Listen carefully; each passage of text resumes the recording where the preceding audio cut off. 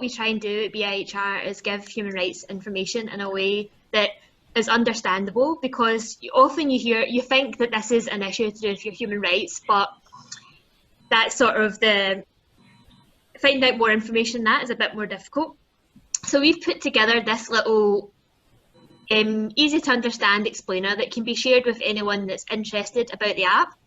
It explains here what the app is, the difference between a centralised approach, so that's where all your information is shared on a government server by the government, or decentralised approach, which is when the information is shared is stored on your phone. What this means, and then what's really important is what human rights are involved. So I'm thinking about, for example, whenever you meet with an MP, you can say, I feel like my human rights are being affected by this app. But what actually is somehow more powerful, I guess, to say is that I feel that this app is interfering with my right to respect and family life, for private and family life, for example. And the thing is about human rights is that some of them can be sort of interfered with, but it must be proportionate. So if you can say, I have some worries around the proportionality of my data being stored, for example. It's all explained further in this explainer. But if you use that sort of language around human rights, the Human Rights Act in the UK gives a duty on all public authorities in the UK to respect, protect and fulfil human rights. So that's a duty that people can be made aware of. And if you know exactly what rights and what the issues are in your rights that you want to bring up, then that's something really powerful, because often if you have that information, you're maybe the person in the room in the conversation with the most amount of information about human rights. And that's actually a really sort of powerful place to be, I think, to have that level of information. So this is really kind of a quick sort of overview of some of the human rights issues, and it gives you that confidence to be able to go forward and say, no, this is the law and I have worries about how it's affecting the law. And of course, it's not just the app that's sort of interfering with our human rights at the moment, or might have some issues to do with human rights. This is our website here. If you click on the big button, it's bihr.org.uk. If you click on the big button that says coronavirus, and then you choose changes to law and policy, and then that goes through all the different sort of changes to law that have happened in the last few months.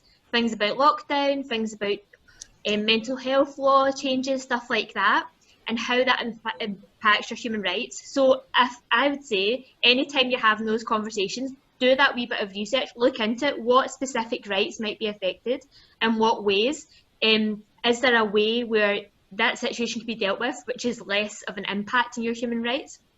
And that can be done on this sort of campaigning level, but of course it can also be done on personal level. You're having discussions with social work, discussion with teachers, discussion with police officers. All these people have a duty to protect and respect and fulfil human rights.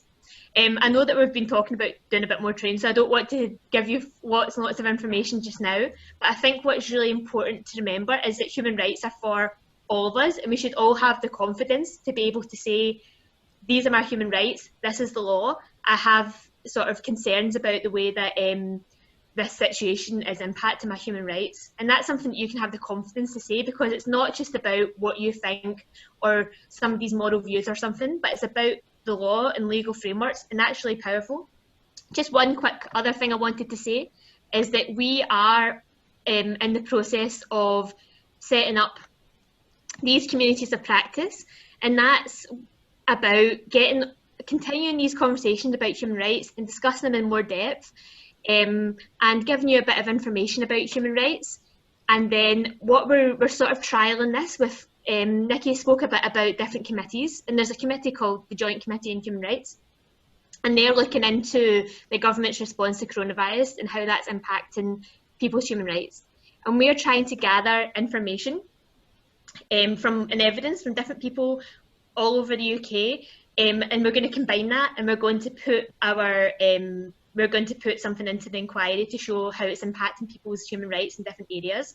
So if that's something that you would like to be involved with, check out our website.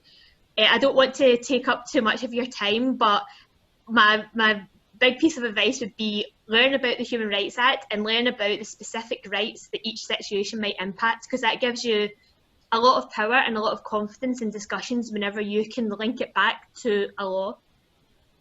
Hopefully that was understandable.